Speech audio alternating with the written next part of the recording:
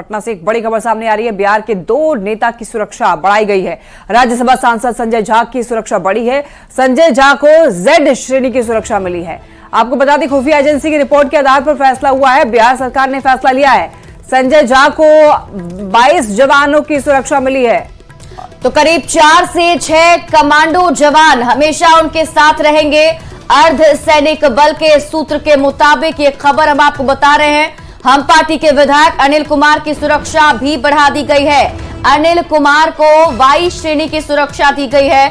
3 shift में 8 जवानों की तैनाती होगी। तो पटना से आपको इस वक्त की बड़ी खबर बता रहे हैं। बिहार में कई सारे नेताओं की सुरक्षा बढ़ाई गई है, जिसमें आप बता दें बिहार के 2 नेताओं के नाम सामने आ रहे हैं। राज्यसभा सांसद संजय झा की सुरक्षा बढ़ाई गई है। संजय झा को जेड श्रेणी की सुरक्षा मिली है।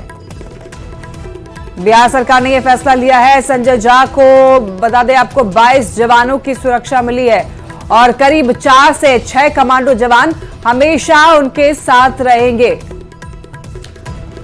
और हमारे साथ संवाददाता शंकर आनंद अधिक जानकारी के साथ जुड़े हुए हैं। शंकर, 2 नेताओं की सुरक्षा जो है बढ़ाई गई है, क्या कुछ वजह है इसके पीछे?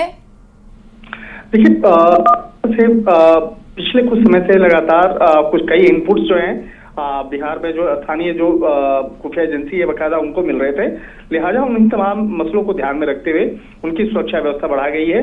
और जिस तरह से संजय कुमार झा की अगर बात करें तो पिछले कुछ दिनों की रिपोर्ट जो है उनके खिलाफ जो कई ऐसे इनपुट्स मिल रहे थे कि उनकी सुरक्षा व्यवस्था जो है वो उसको बढ़ाने का निर्देश जारी किया गया। और जिस तरह से हमारे सूत्र बताते हैं कि अब उनको जेड श्रेणी की जो सुरक्षा व्यवस्था है वो देने के का फैसला लिया गया है। इसके साथ ही हिंदुस्तानी आवाम मोर्चा जिसे हम पार्टी है, उसी पार्टी के एक विधायक हैं डॉक्टर अनिल कुमार, उनकी सुरक्षा व्यवस्था में भी बढ़ाने का फैसला लिया गया है। और डॉक्टर अनिल कुमार की सुरक्षा व्यवस्था वाई कैटेगरी की गई है। वाई कैटेगरी की अगर बात करें तो राज्य सरकार के जो प्रोटोकॉल्स हैं उस प्रोटोकॉल्स के तहत जो 3 शिफ्ट में 8 जवानों की तैनाती उनके पास होगी, यानी कि 1 या 2 जो जवान होंगे वो उनके साथ होंगे और 3 शिफ्ट में ये जवानों की तैनाती होती है। तो यानी कुल मिला के जो 8 जवानों की तैनाती उनके पास की गई है।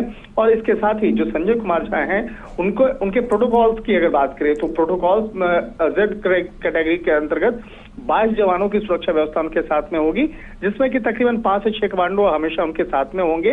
इसके साथ ही 3 शिफ्ट मिला करके जवानों की उनकी तैनाती होगी। उनके आवास से लेकर उनके व्यक्तिगत तौर पर उनकी सुरक्षा व्यवस्था को बढ़ाया गया है। और जिस तरह से संजय कुमार झा की अगर बात करें तो पिछले कुछ दिनों से वो काफी एक कहा जा सकता है बिहार में चर्चा के केंद्र में आए। और जिस तरह से जेडीयू में एक बेहद कद्दावर नेता के तौर पर उन्हें जाना जाता है। और अभी हाल फिलहाल में लोकसभा चुनाव भी होने हैं, तो लोकसभा चुनाव के मद्देनजर उनको अब कई अलग अलग जगहों पे जाना है। तो इसलिए ये फैसला स्टेट गवर्नमेंट के द्वारा लिया गया है, जैसा कि हमारे सूत्र बता रहे हैं। तो एक तरह से कह सकते हैं कि ये 2 बड़े फैसले हैं, लेकिन ये दोनों बड़े फैसले अभी एमएचए के द्वारा नहीं बल्कि बिहार सरकार के द्वारा लिया गया है। और बिहार सरकार के द्वारा संजय कुमार झा को जेड श्रेणी की सुरक्षा व्यवस्था और डॉक्टर अनिल कुमार जो हम पार्टी के विधायक हैं उनको वाई कैटेगरी की सुरक्षा व्यवस्था प्रदान करने के जो फैसला वो लिया गया है। जी चलिए, बहुत बहुत शुक्रिया तमाम जानकारी के लिए शंकर आनंद।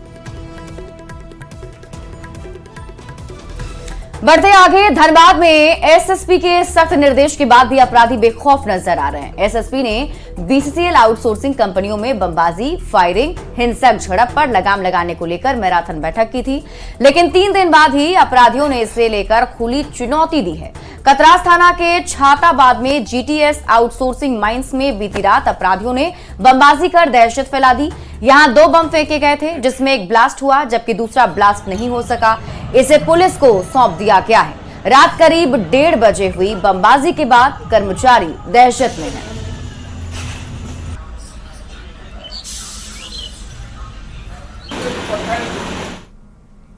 धनबाद में कपड़ा फैलाने के मामूली से विवाद में 2 पड़ोसियों के बीच बहसबाजी शुरू हो गई और इसके बाद मारपीट में तब्दील हो गई। इस दौरान दोनों ओर से जमकर के लाठी डंडे चले हैं, जिसमें महिला समेत 6 लोग घायल बताए जा रहे हैं। झरिया थाना क्षेत्र के नीचे कुलही की ये घटना है और इस मारपीट को कुछ लोगों ने सांप्रदायिक रूप देने की भी कोशिश की है, लेकिन झरिया पुलिस की तत्परता से मामला सुलझा लिया गया है।